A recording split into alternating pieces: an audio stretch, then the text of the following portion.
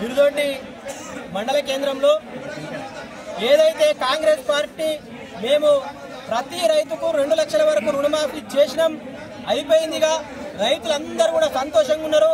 వాళ్ళ కళ్ళల్లో ఆనందం చూసి బీఆర్ఎస్ నాయకులు తట్టుకోలేకపోతున్నారు. కడుపు మండుతుంది, కళ్ళల్లో మంటలు వేస్తున్నాయి అని చెప్పేసి ప్రతిరోజు కాంగ్రెస్ పార్టీ నాయకులు గొడవలు కొడుతున్నారు.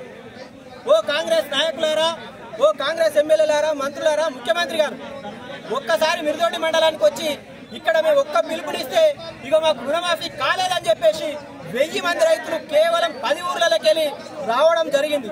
మరి నిజంగా నువ్వు 100% రుణమాఫీ కనుక చేసినట్టుంటే ఈ రోజు ఇంతమంది రైతులు రోడ్డెక్కాల్సినటువంటి పరిస్థితి ఏమున్నది, నిన్ను బండబూతులు తిట్టాల్సినటువంటి అవసరం ఏముండదో ఒక్కసారి మీరు ఆలోచించుకోవాలి కాంగ్రెస్ పార్టీ నాయకులారా.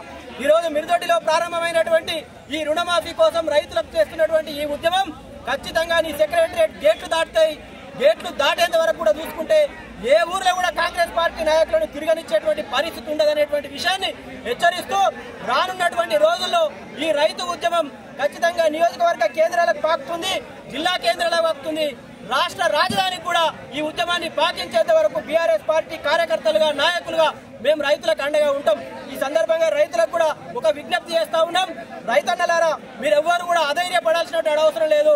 కాంగ్రెస్ పార్టీ మాయ మాటలు నమ్మి ఓట్లేసి ఈ రోజు మీరు గుండెలు వెలిగి రుణమాఫీ రాలేదు, రైతు బంధు రాలేదని చెప్పేసి అధైర్యపడి ఆత్మహత్యలు చేసుకోవద్దు. మీరందరూ కూడా ధైర్యంగా ఉండాలి. మనం కొట్లాడి తెచ్చుకున్నటువంటి ఈ తెలంగాణలో ఎదిరించి కొట్లాడే దమ్ము ధైర్యం మన దగ్గర ఉన్నది. ఏ రైతు కూడా ఆత్మహత్య చేసుకోవాల్సినటువంటి అవసరం లేదు. మేమున్నాం మీకు బీఆర్ఎస్ పార్టీ నాయకులం, కార్యకర్తలం అందరం కూడా ఖచ్చితంగా మనం అందరం కలిసి పోరాటం చేద్దాం. రైతు రుణమాఫీ కావచ్చు, రైతు బంధు కావచ్చు, ప్రజా సంక్షేమానికి కోసం ఇచ్చినటువంటి కాంగ్రెస్ పార్టీ అధికారంలో కావడానికి ఇచ్చినటువంటి హామీలన్నీ కూడా అమలు చేసేంత వరకు ఈ పోరాటంలో మేము ముందుంటాం. మా మద్దతు ఖచ్చితంగా రైతులకు ఉంటుందని చెప్పేసి, ప్రజలకు ఉంటుందని చెప్పేసి సందర్భంగా తెలియజేస్తున్నాం. కాంగ్రెస్ పార్టీ నాయకులు సోయి తెచ్చుకోవాలి, సిగ్గు తెచ్చుకోవాలి. ముఖ్యంగా చెరుకు శ్రీనివాసరెడ్డి గారు ఈ నియోజకవర్గంలో జోకర్కి ఎక్కువ, జోకర్కు తక్కువ, లీడర్కు ఎక్కువ. ఎందుకనంటే ఆయన ప్రతిరోజు హరీష్ రావు రాజీనామా చేయాలి, హరీష్ రావు రాజీనామా చేయాలి, రుణమాఫీ చేసినామని చెప్పేసి అంటారు. అరే నీ దుఃఖపూర్లనే సగం మందికి రుణమాఫీ కాలేదురా భయ్. నీ ఊర్లో సొంతూరులే 10 మందికి కూడా రుణమాఫీ కాలేదు. నువ్వు దుబాక కేంద్రంలో మిడిదొడ్డి కేంద్రంలోకి వచ్చి రుణమాఫీ చేసినాం, బీఆర్ఎస్ వాళ్ళు సిగ్గుపడాలని చెప్పేసి మాట్లాడతావా?